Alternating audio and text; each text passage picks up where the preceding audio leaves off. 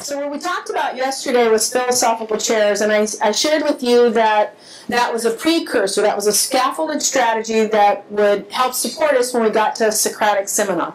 And so today we're going to take you through a Socratic seminar. I want you to review for just a second, what were the three big things in the guidelines of how to do a philosophical chair? What were those three big guidelines that we had before we started the philosophical chairs yesterday? There were three guidelines, big guidelines. What was the first one? Yes, ma'am. 3 others needed to speak before you could speak again. Okay, one of the rules was that 3 other people had to speak before you talked again. All right. You had to summarize before you spoke. So you had to summarize what the other person said before you shared your thoughts or your opinion. Summarization first. And once you replied, you had to let the other side respond to what you had said. So we had a formation. So the agree side said their position. Once nobody else could talk on the agree side until we heard from the disagree side. And so those very simple guidelines, I don't want you to forget those. I want you to carry those with you into the Socratic today.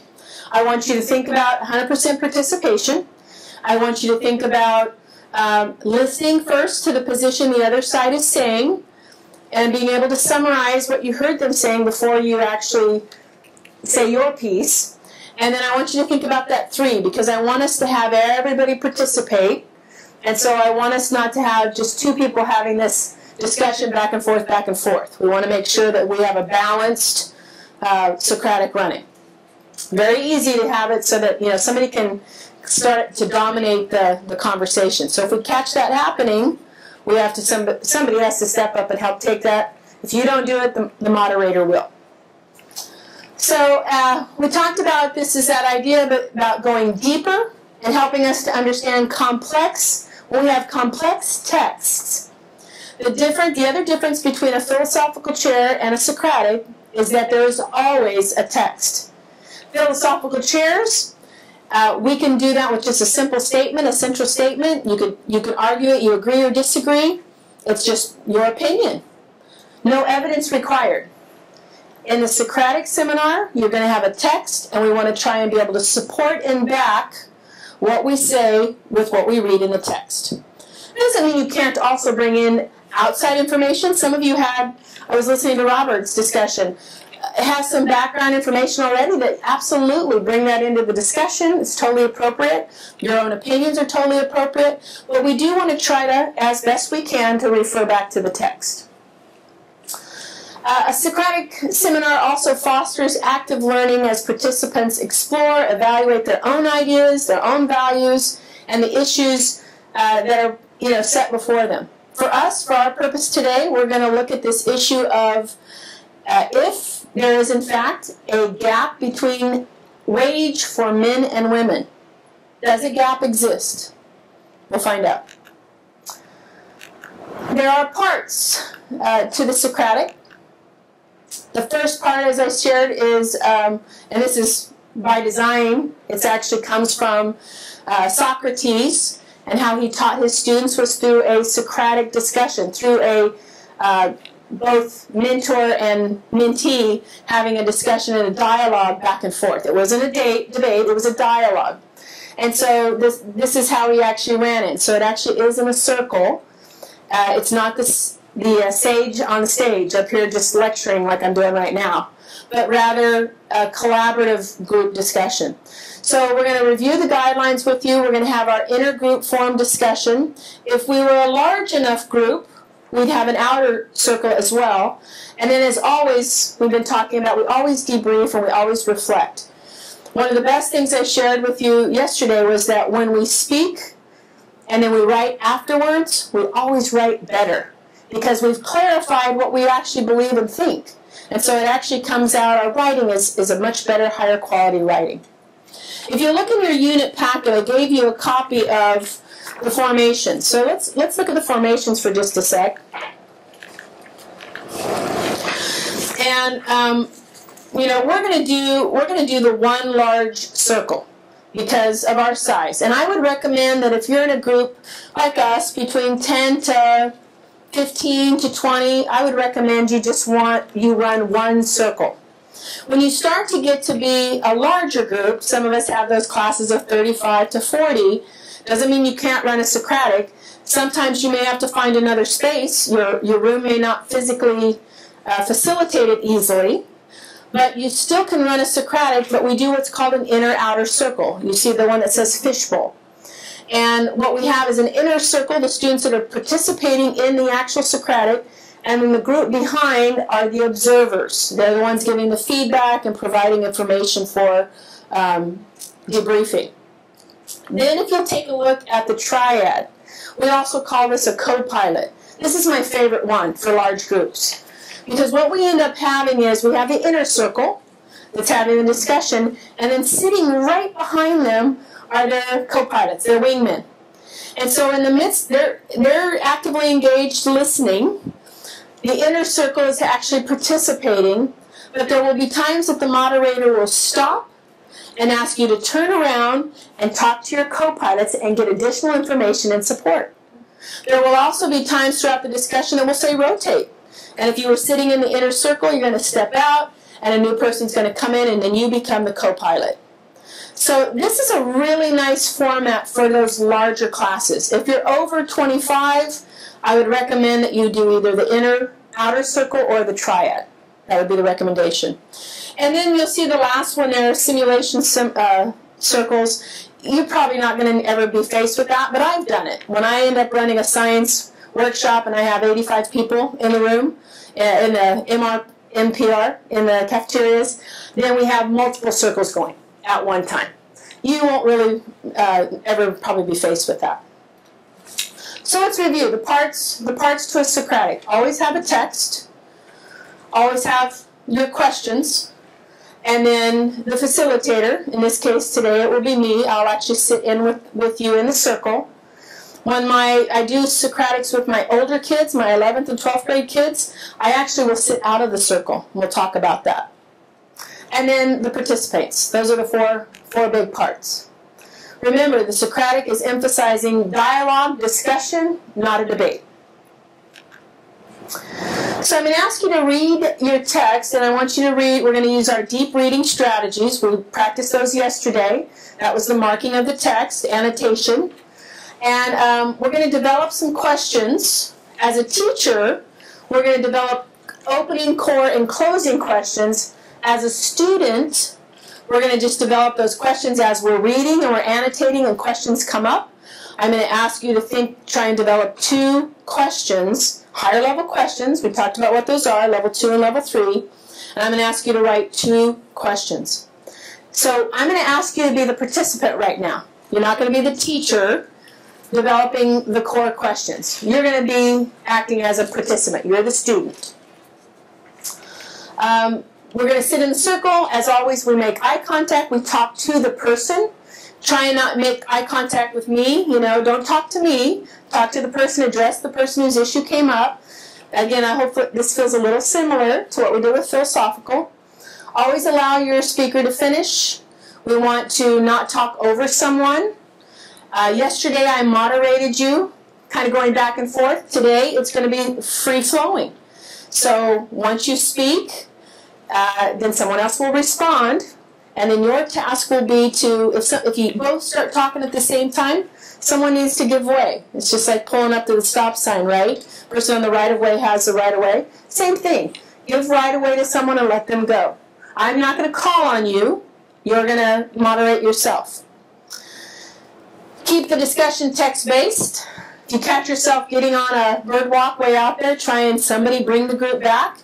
Easiest way to do that is to say, in paragraph 5, the author says, and bam, we're right back into the discussion in the text. And then lastly, as always, we debrief. Questions right now? Any questions on that?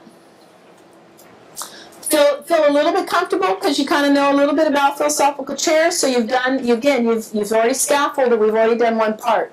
Let's try that again. So if everybody will turn to their AVID Weekly and find the article, it's titled "Is a Male Nurse Worth $5,148 more than a female nurse?" Everybody find that spot in your packet. And I'm going to ask you to go ahead and let's annotate. As we read through, we're going to do this close reading strategy, and as we go through, we're going to annotate the text and mark on the text. And I'm going to walk you through this again. So the first thing we do is we number the paragraphs. Everybody remember how we number the paragraphs? So I say number 1, and you say number 2, number 3, number 4, number 5, number 6, number 7,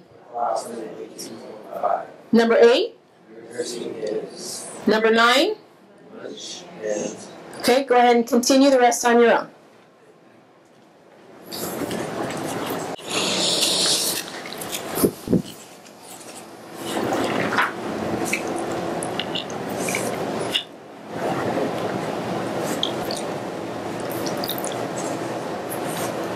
Okay, is everybody done numbering their text? All right, so let's go on to step number 2 for annotating our text. Remember, we're circling key terms, names, people, names of places. And Angel asked that great question yesterday, how do I know if it's important? And if it's important, then it's repeated, it's defined, it's explained, it's an original thought or used in an original way. It's a central concept or idea, and it's relevant to the reading's purpose. So, second step is we're going to do our circling. Our third step, remember, is our underlining. So when we're underlining, we're looking for author's claims, the position they're making. Again, we're looking for things that appear, and they can appear anywhere in the text, or we're looking for perhaps data, facts, anything that an assertion or a claim that the author makes, and we're looking for anything that might support that. Statistics, numbers. In this particular article, you're going to see things about salary and actual amounts of money. So those would be things we'd want to underline. And then lastly, we're also underlining anything that we consider relevant information. And those might include processes, evidence, definitions, anything that's being defined, explanations, descriptions, and again, anything that's statistical or data information. So go ahead and begin your marking of the text, and then we'll come back to in just a moment.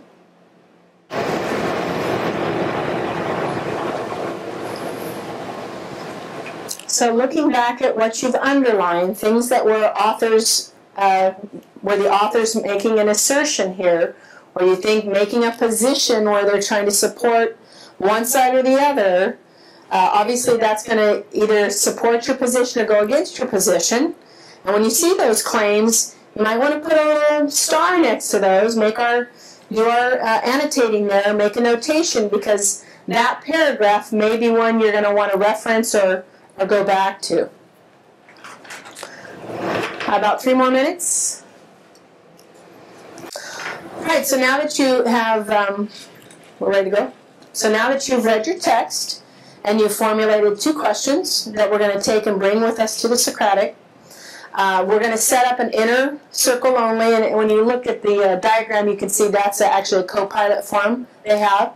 But we're going to set up a regular semicircle. I'm going to ask you to gather your notes. Your text is what you're going to bring. If you have any other notes you want to bring with you, that's fine. But you're going to need to have that in your hand while we're in the circle, because again, our primary goal is to reference the text. So we will go over that with the guideline again once we're in the circle. Any questions on directions?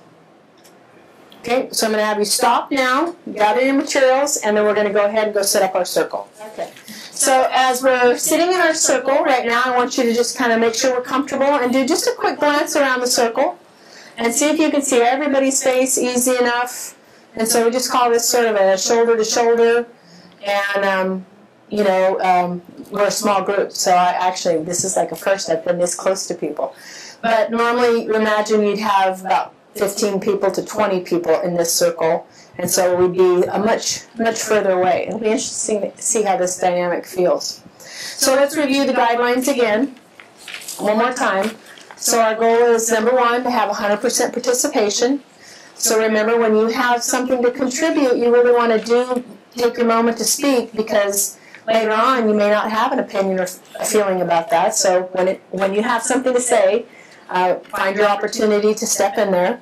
Want to make sure, remember, that you're listening to understand the other person's position, that we're trying to hear what they're saying, just like we did in philosophical. You don't have to fully summarize fully like we did yesterday, but you're listening to understand their position and their point, and making sure that we're addressing that. Not a debate, but rather a dialogue and a discussion.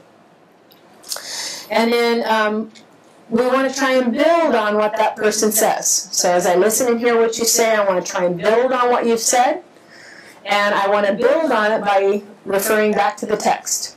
Whenever possible, when I'm doing this with kids, I do it as a scattergram. I actually draw a circle, and I put everybody's name around the circle, and then I actually do diagrams. I'm drawing a line, you spoke to you, and I'm actually seeing who spoke and when, and I can see lines going back and forth if that ended up happening. But I put stars next to their name when they reference the text. So I really try to encourage and motivate them, and I give them more points when they actually do that. So you're going to get more points in my heart when you refer to the text, right? So with that, let's take a look. And I shared with you, I do with the 12th and 11th grade Socratic seminar, I actually don't sit in the circle. I actually sit back out of their view, and I ask my students to read their questions. Then they decide. I'm not involved at all. It's completely their collaboration. And they decide which question they like the best. And they'll actually say, some of my really strong leaders will step up and say, hey, Bobby, I really liked your question. Would you read it again? Bobby will read his question, say what he thinks, and then off it goes. And I literally am not involved at all. In fact, I purposely even try to kind of duck down a little bit, because they'll kind of look for you. And so I try to get out of their vision, line of vision, so they don't talk to me, but rather that they talk to each other. So for our purposes today, I'm going to sit in and I'm going to moderate it, and I'm going to walk you through some opening questions, some core questions, and then some closing questions. But at any time in the discussion, your question is on topic, it would be a great time for you to insert your question. Make sense? And I actually probably still want to hear your questions too, so we'll probably end up doing a little bit of both. I mean, with camera off, and we'll go again, okay? I have a quick question. Sure. So, when you're doing with the kids, are you giving an opening question and the questions they've written there to use in the discussion, or are those discussion questions? Both ways. I will either run it just straight. I facilitate and give the questions. Students can bring up questions at any time, just in the regular conversation that happens. They'll bring them up. The second type of Socratic I'll run is what I described to you, the junior-senior Socratic, where I'm not even in the picture, and we go solely off of their questions. Solely off their questions. I find that when I do the opening, core, and closing, that works best with my 7 through 12 grade level kids. So let's go and let's get started. And let's start off with just saying, what was this article about? As a good opening question. So what's this article about?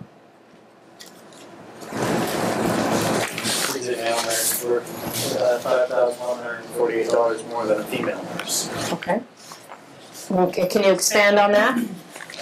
Is a male more valuable in the workforce than a female, even though that they have similarities in regards to location, hours worked per week, years of experience, and the type of nursing degree they hold, as well as their specialization, if any? So can you tell us where in the text you just were reading from? Give us a paragraph number. That's paragraph 11. And I was just reviewing these studies that have been trying to explain total amount quoted in paragraph 6 of an unexplained $5,148 salary gap, in trying to justify that between male nurses and female nurses, even though they had accounted for all the variables that were kind of questionable that may have been a gray area, such as working hours comparing between a single parent mother who may not be eligible to work as much as a male nurse who was independent. But yeah, with those being eradicated, it's still amounted to 5,148, raising the question of are they actually worth it, or what is the cost for that big gap? That's going to be a hard one to summarize. But what Well, as I hear you say that, you basically are asking the question that really was the title of this, which is a male and a female nurse worth the same, or does one receive more pay than the other? And is that based on something that maybe isn't unknown, something that's not accounted for in experience? The other question that I had as I read was, are there factors in here? First of all, the article didn't address this, but are there factors related to the women asking for promotions at key times, or figuring out that in their life it wasn't a good time to ask for promotion? And do nurses' salary structures have levels on them, such as nurse 1, nurse 2, nurse 3? And if you're a nurse 1 and you're getting ready to have a new baby, perhaps it's not a great time to ask for a promotion, so perhaps some family things delay that request for a promotion, where it would be, more the employees doing rather than the employer choosing to pay the person less. I would like to know more about that side.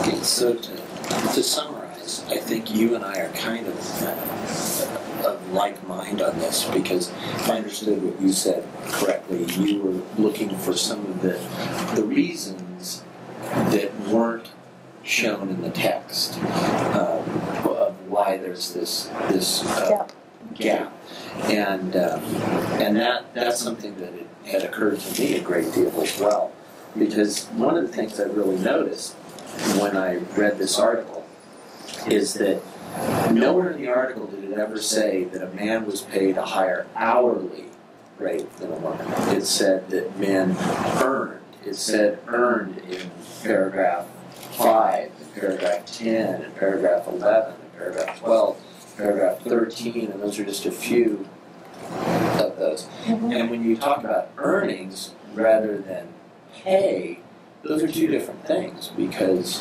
your earnings can be affected by many of the things that you mentioned. And earlier in the article, in paragraph 5, they cited that when adjusted for factors like education, work experience, or clinical specialty, there was still a gap of about $5,150. And so where's that other gap? Does it have to do with factors that can't be controlled by the employer, like when they come up with these earnings, are they factoring in years or months taken off during your working career to raise small children, or the fact that some workers, that very often women stay home with sick children and men don't. So they may work less hours in certain cases, because they never really went into that. And so for me, when I read an article like this, I think there's definitely, unarguably a earnings gap.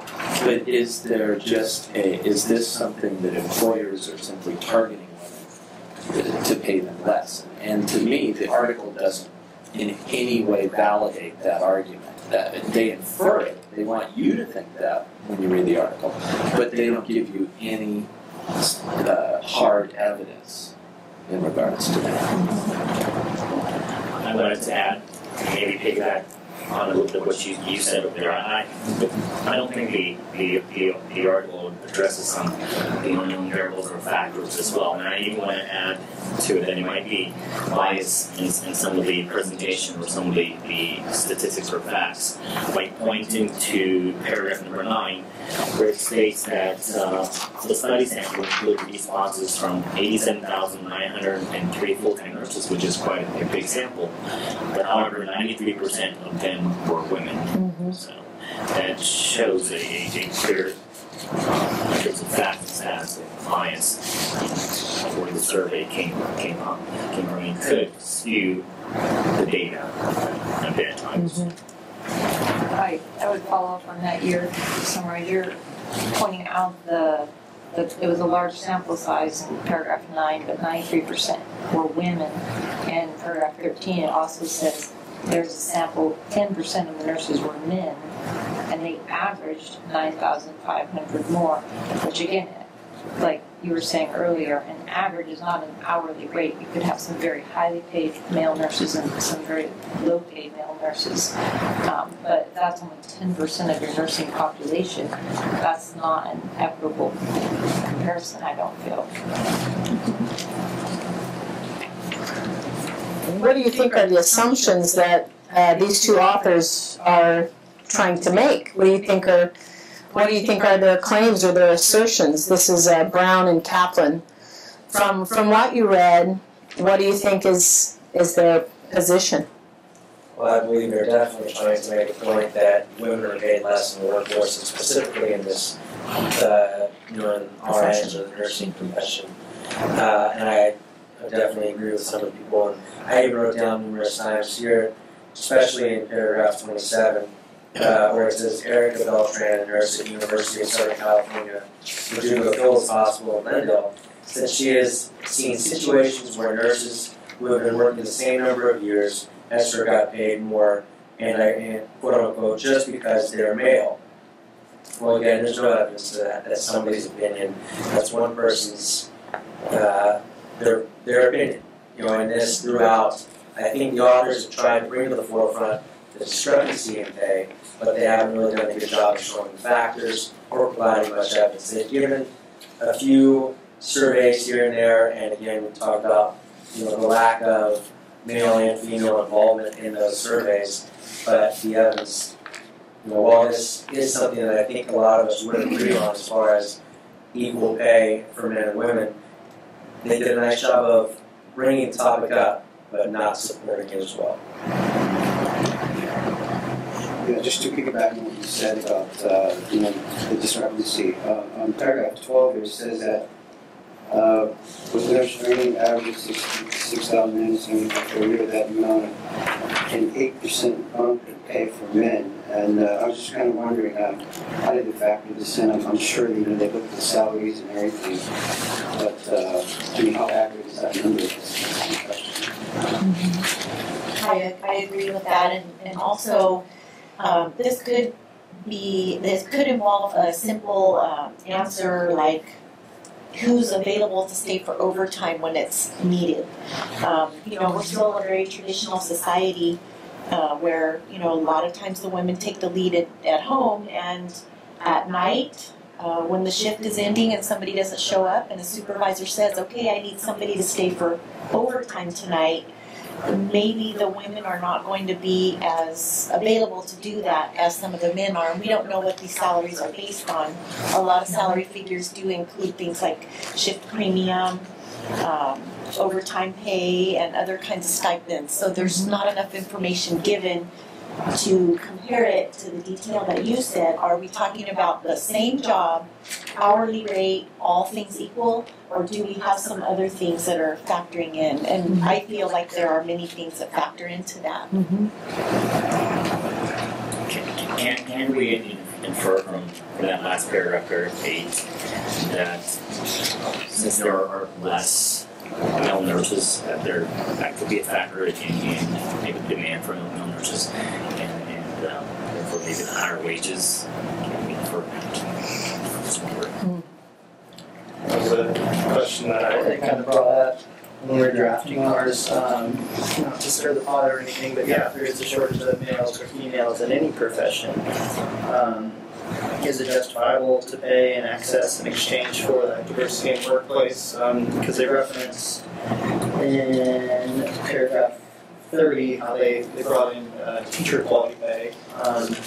They mentioned that women teaching in elementary and middle schools earn 91.4 cents for every dollar earned by men. In secondary schools, women and teachers earn 92.9 cents for every dollar earned by men, which I think is interesting because although it's an insignificant amount of 1.3 cents for every dollar earned, we are aware that at the elementary level there are a shortage of male teachers, and even at the secondary we start seeing an increase. And is that something that, in order to promote diversity, because we're well aware that you need to have teachers of both sex being able to build relationships with students rather than just the traditional female nurture? I'm not saying that that's the view that I particularly support, but it's something you really have to question. Is it worth spending that additional money to provide that diversity? And same thing in nursing. Assuming that there's a similar relationship between patient and caregiver, that maybe the difference of gender, while we may oversee it, it's just irrelevant. When it comes down to human relationship, it does have significance. That's something we need to take into question too. Is that maybe one of the unknown variables that we can attribute that gap to? I wanted to add something to that from experience. I was in a bad car wreck in Kansas. Well, I could move, but I was being serviced by 2 female nurses. But when they had to move me to a different bed, I remember recalling that they asked 2 male nurses to come and pick me up and move me. And so, so I can see the need for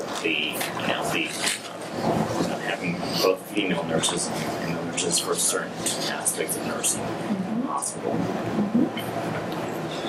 To kind of summarize what you guys are saying is that it may be worth paying more to have gender diversity in certain workplaces, but I would argue that this part of the article actually disproves that in a way. I mean, think about the example they gave in education, and look at the way educational wages are set. They're set by a school board.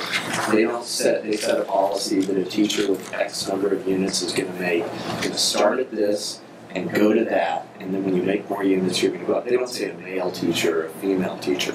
And the small discrepancy that's witnessed here, I think, bolsters the argument that it's not about what you get paid for your hourly rate, because we don't get paid overtime, but we do have the ability to earn a small amount of extra money in coaches' stipends and things like that. And just think about your personal experience at your school sites. We recently had a discussion about co-curricular duties and yard duties, and we had teachers who had children at home, young children at home, that said, look, I would love to do more yard duty, which they don't get paid extra for, in lieu of doing co-curricular activities, which require me to stay at school longer after school. I'd rather get home to my kids sooner. So they're leaving money on the table, $3,000 or $4,000 a year possibly on the table, because they're opting not to do that. Could we say, is it possible, that while there is a set standard scale, do you think it ever happens, though, where we might tend to favor a particular gender with those extra stipends or co-curricular assignments, or put them in at a different level because we need that person? Do you think those things exist? And that might also, facilitate or create that wage gap? Or is it all just about what you're suggesting, that it's about maybe my values, that I'm choosing to walk away from an extra stipend or extra 6th period or extra because I need to be at home? I feel that it exists because, if you look at it, it's not an hourly pay, but it's a salary, so it's a yearly pay. And then so, if you look at a male that can do more things and provide more support for the school, and where a female has to, maybe go on maternity leave or take care of family or, something else, when you look at it, a male will be more useful in that sense. Touching back on your question, I think too, if you look back and you look at predominant sports schools, things such as football, basketball, baseball, those are all, basketball being the only one that has female sports as well. Softball, but the top sports, the most predominant sports, the highest grossing sports financially, those are all, for the most part, dominated by male coaches. And so, yes, when you say, do you think that someone is given a stipend or put at a higher level to bring people in who are going to be successful, to continue the success of your programs, and to make your school look good? Absolutely, I think that happens. So, back to the article. So we're talking about nurses, although the big implication here is really just any profession, right? You've made a really good connection to the idea about the teaching profession, because that profession too seems to be heavy in females. Are there any other professions that you think this might be a factor, or does it exist in another profession? Are there other connections to other professions besides those two that are very gender? I'd be curious to know what our close unified makeup is, but I have a thought we are heavy female. The only other ones I can think of would be something like, I don't know, flight attendants. Tend to be, for the most part, I would say you probably have more females. That job. Maybe daycare providers. That's kind of, it's an educational setting.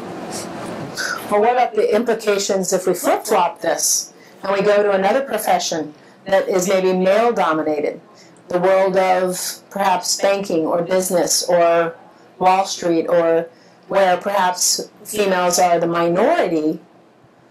Does this wage gap exist there?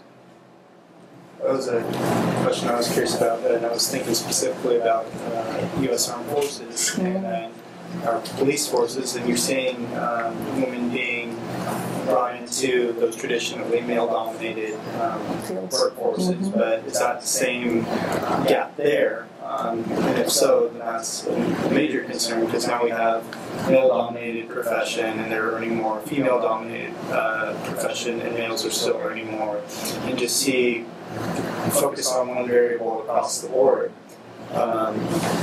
just to really try and narrow down any discrepancies and really pick away at the bigger issue.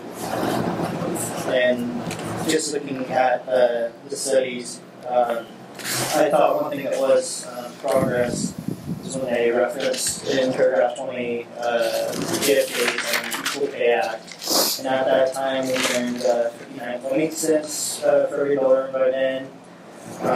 Since then, average pay has climbed to about 71%, so that almost women making 70% of males, which we still reference today. Male pay also increased. But even just looking at like a bit of inconsistencies, just from profession to profession, because while this data from the National Equal Pay Task Force states that women are still making 70%, okay, you go to the, was it 77? 78.8. Okay, overall now, so up to 78.8. At the bottom of that page, paragraph 22, going on to 23, you have 2013 census report stating that female RN made 91.1 for every dollar made by a male. So a lot of inconsistency across the board depending on what profession it is. So I think instead of just, in this example, focusing on just male or a nurse or a teacher, address the question of are men making more than women, and in what areas is much more prominent than others. So I like that, and I agree that I think that it's such a larger picture than what this article or a few studies would paint. And also with regard to the JFK information in paragraph 20, since that time, there have been so many leaps made with regard to formal employment programs that now require public agencies to have structured salary schedules based on, you know, in our case, units and experience. Back then, I have a feeling not a lot of that existed, and so raises and promotions were given to those most aggressive to go out and seek them. And nowadays, it's not as much about that as it is filling your application out, listing your experience. So I see that this article wants to conclude that there is a difference, and I'm open to considering that, but I'm not convinced that it is, that it truly is. I would need more information, and I would need to know exactly how they went about finding these numbers. What did they compare? How did they evaluate the worker's experience? You know, you wonder if the people surveyed were asked, okay, what's your experience? What is yours? What is yours? That's going to sound very different than it's going to look formally on paper. And so when you survey people and you get their opinion, that's not always a great basis to formulate an argument. So I need more information before I'm convinced. I would completely agree with you. I mean, that your summary of additional information needing to be there is really important. To me, this issue in general has been used as kind of a way of almost, and it doesn't come directly out and say it in the article, but it sort of infers that this is a basic level issue of fairness, you know. But when you drill down and you look deeper into the statistics and into the issue, you realize, well, I mean, if one person is able or willing to work, you know, more hours or take on more duties, is it unfair that they are paid more? So, and I think most people would say no. But on the other hand, you know, is this basically because of our society? I mean, women in large numbers in the workforce is a relatively new thing in our society, the last 50 years or so. And think about the level of rights that employers have had that have happened in the last 100 years. You know, they've really escalated, and I think perhaps women are just culturally are learning to be better negotiators. For example, just anecdotally, I know, you know, I mentioned to you that this was not my first career, that I worked for AT&T, and I was offered a position, a major accounts position one time, and the starting salary was this, and I said, no, I'm worth this, and I ended up starting about $8,000 a year more than I would have if I had just accepted that initial offer.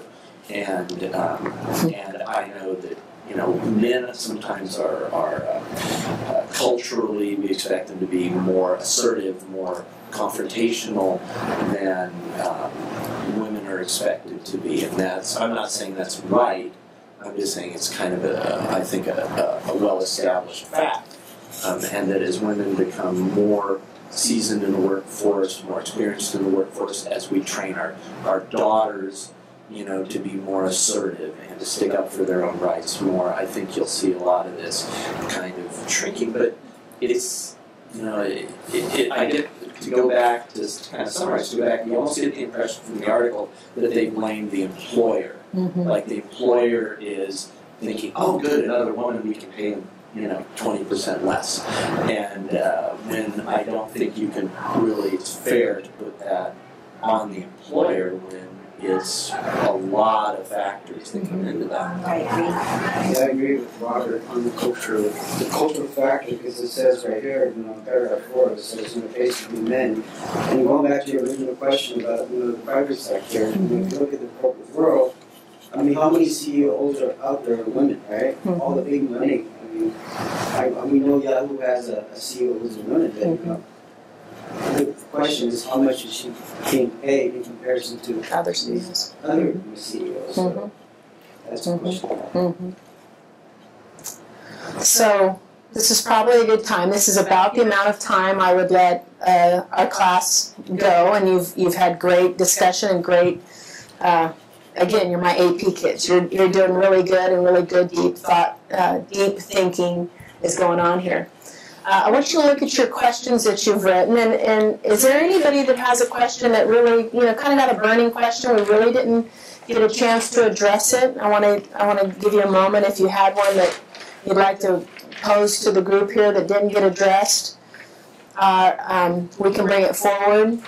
I feel like we've had some really good, rich discussion, and kudos. I mean, almost every one of you referred to the text every single time, so that's awesome. That is, you would have stars. I would have stars next to your names. My kids do that about every third. That's about what you end up getting. You get a lot of their opinion and a lot of their thoughts, which is good, but we want to make sure that we are referencing and backing up our evidence and our claims with what we see.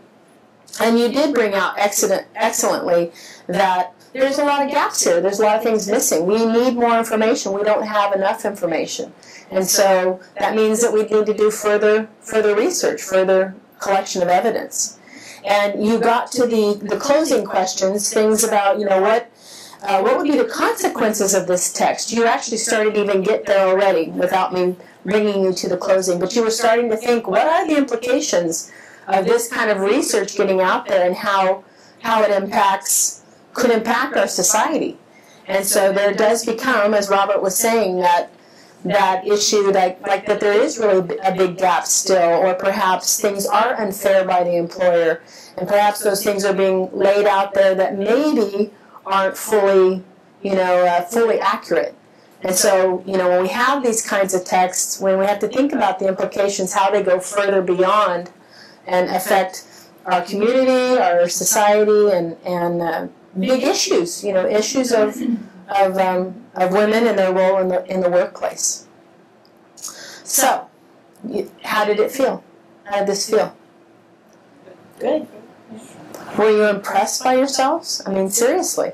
As you're referencing text, and that's what kids do too, when they reference the text, they really, all of a sudden, that academic language, those academic scripts that we have, really start coming forward.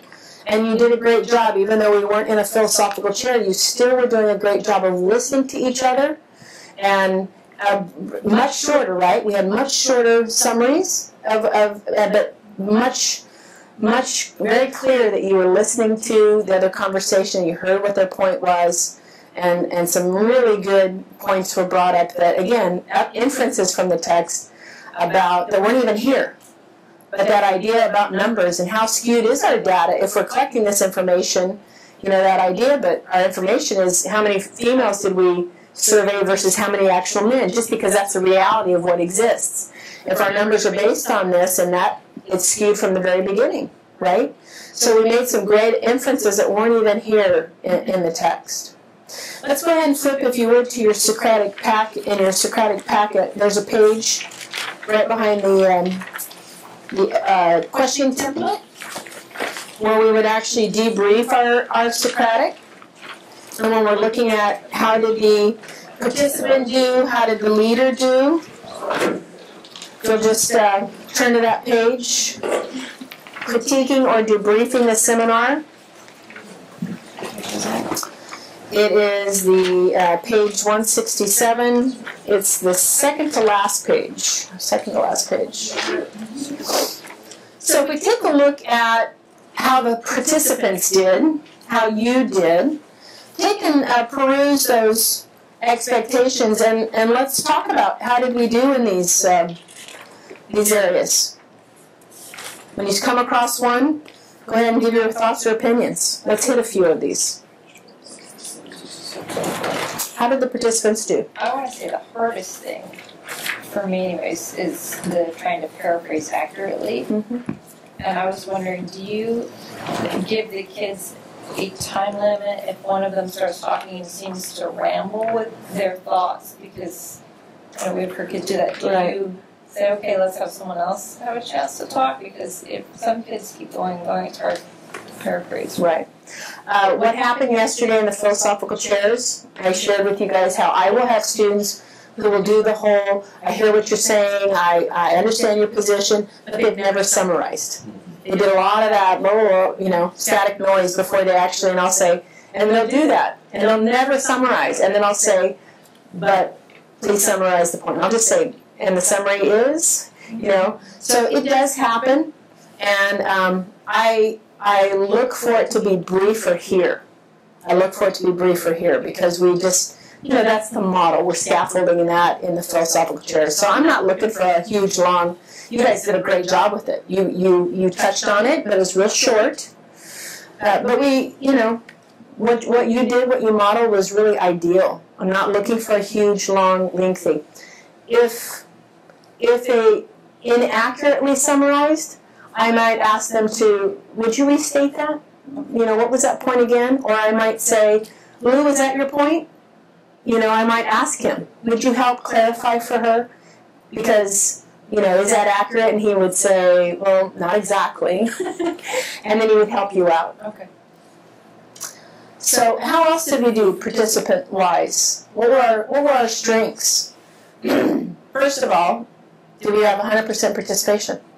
Yes. Yeah, right. We had 100% participation. Everybody spoke. Great. I'll tell you, generally, oftentimes there's about 15-20% that don't.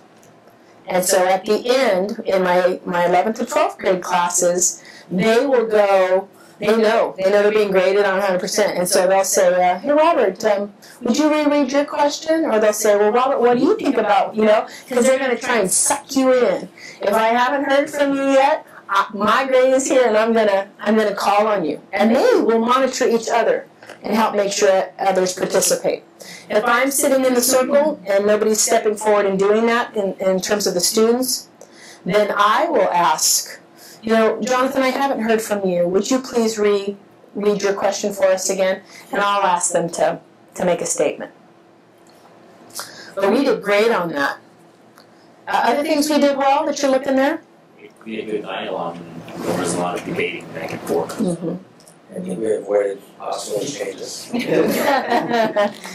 Question each other in civil language. Mm-hmm.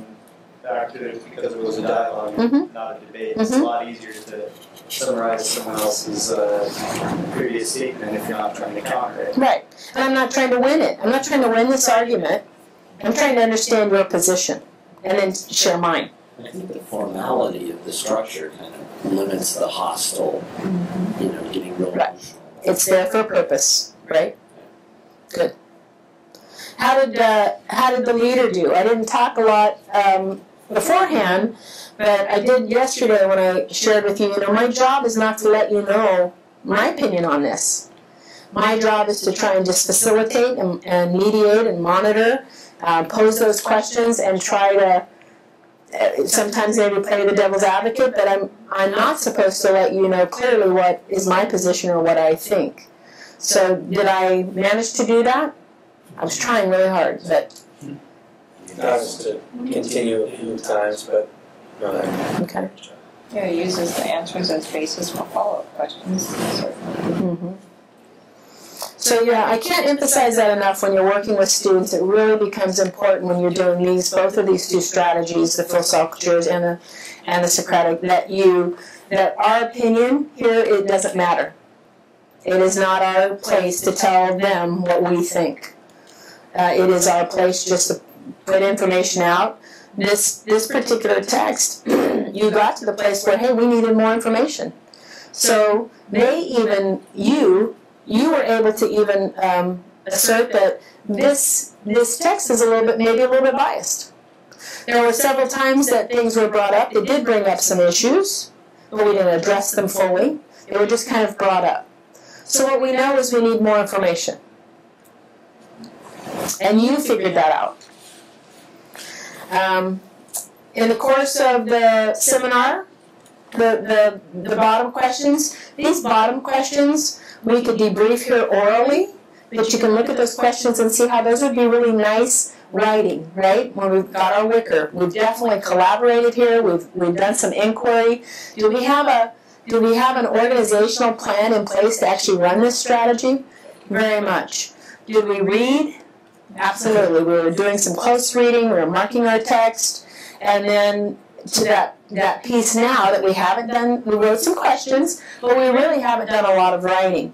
And this would happen in a variety of ways. It could happen now in our reflection, and we process, as we process this activity, or it might be that we actually are going to write something. We're going to write about the issues. I'm going to give you a prompt now, and we're going to write to this issue of a wage gap. We might actually now, I've talked about it, and I now have some real positions and some real thoughts that I can support with evidence.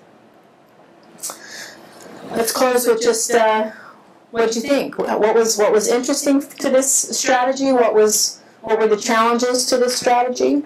Well, I wanted to ask you if, I mean, we all, I think, pretty much agree that there is evidence suggested that this may happen, but we all agree that maybe we're not 100% convinced. Mm-hmm. Do you have these happen when there clearly are people at opposite ends? And so what does the discussion look like in that case? Because we didn't have that here. We all kind of are on the same wavelength about this. But if you have an issue where you have people directly opposing each other. Yeah, absolutely. And that absolutely happens. And oftentimes it's because emotion does get involved and people feel passionate. You know, oftentimes you might see this particular article that girls might take a little bit, hey, I've read this, and you know, they get right to kind of an emotional place. Why are we being paid less than men? And so that does happen, which is why it's so critical that the format says, let's go back to the text. You know, it says in this paragraph, and here's the explanation.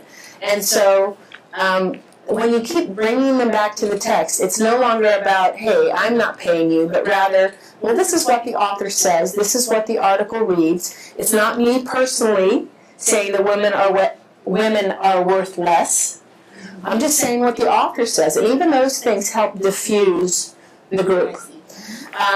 My mentor who taught me where I learned this from actually dissuaded us from picking text that would have an emotional or passionate piece about it, because that does happen. And that's not what we're going after. We're not talking about religion, we're not talking about abortion, we're not talking about something that would be maybe a hot topic idea. In fact, she was even pushing us to the place to think about doing a Socratic with art, with music. So, you know, can we still do this strategy with some really, you know, have some really deep critical thinking about some things that are not hot topic ideas? And that's, if you can find that text, then that's the perfect text. It's good, thought-provoking. There is positions on both sides, but not something that I'm so personally invested in, so emotional that I'm gonna really take us off track. You know, that is the key. It does happen. But I think the key is you as the instructor making sure you're picking the right text from the beginning. Other thoughts, questions, comments? You did a great job. Did a really good job. Okay, let's cut it.